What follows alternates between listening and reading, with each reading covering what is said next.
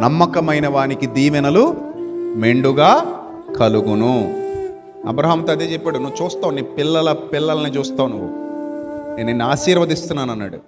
నిన్ను దీవిస్తున్నాను, నీకు ఎప్పుడు తోడుగా ఉంటాను, నా ఆత్మ నిన్ను వెంబడిస్తుంది, నా కృప నిన్ను విడిచిపోదు, నువ్వు ఎక్కడికైనా పో, నేను నీతో కూడా వస్తాను.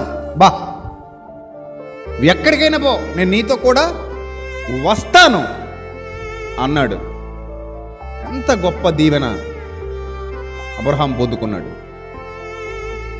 అందుకే ప్రియమైన దేవుని ప్రజలారా, దేవుని కృప, దేవుని కనికరం మీ అందరికీ ఇప్పుడు తోడుగానే ఉంది.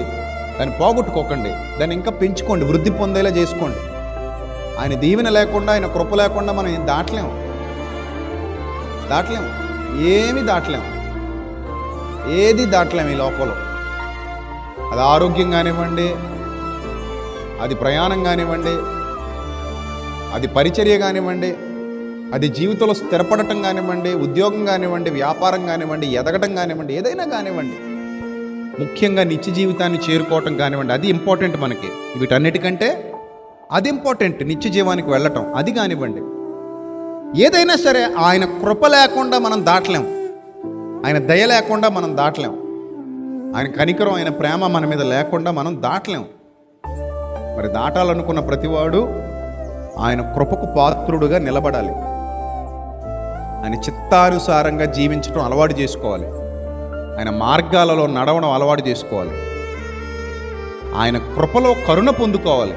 దేవా, నీ కృప చొప్పున నన్ను కరుణించుము అన్నాడుగా. ఆయన కృపలో కరుణ ఉంది, అది పొందుకోవాలి. అప్పుడు ఒక సేఫ్ గార్డ్ ఉంటుంది అన్నమాట. నీ చుట్టూతా ఒక ఆత్మీయ ఖడ్గం నీ చుట్టూతా ఆవరించి ఉంటుంది, ఒక ఆత్మీయ అగ్ని నీ చుట్టూతా ఆవరించి ఉంటుంది. అది దాటి ఏ శోధన, ఏ దుష్టుడు, ఏ అపవాది నీ యొద్దకు రాలేడు. ఆయన కంచె వేసి ఉన్నాడు అన్నాడు కదా యోబు గ్రంథంలో. ఏం వేసి ఉన్నాడట? కంచె వేసి ఉన్నాడు. ఒకసారి దేవుని కంచె మన చుట్టూతా వ్యాపించుంటే నిన్ను ఎవడేం చేయలేడు. కొంతమంది లేని వాటికి భయపడిపోతుంటారు, జరగని వాటికి భయపడిపోతుంటారు, ఎవరో ఏదో చేసేస్తారని భయపడిపోతుంటారు. కానీ దేవుడు కంచె తీసేంత వరకు ఎవ్వడూ నిన్ను ముట్టలేడు. ఆయన కంచె ఉన్నంత వరకు ఎవడు నీ వద్దకు రాలేడు. ఆ విశ్వాసం నరాల్లో జీర్ణించుకుపోవాలి. ఆ విశ్వాసంతో నువ్వు బ్రతకాలి. నా దేవుడు నా చుట్టూతా కంచె వేస్తే నన్ను ఎవ్వరేం చేయలేరు, నన్ను ఎవరో టచ్ కూడా చేయలేరు. He can't even touch him because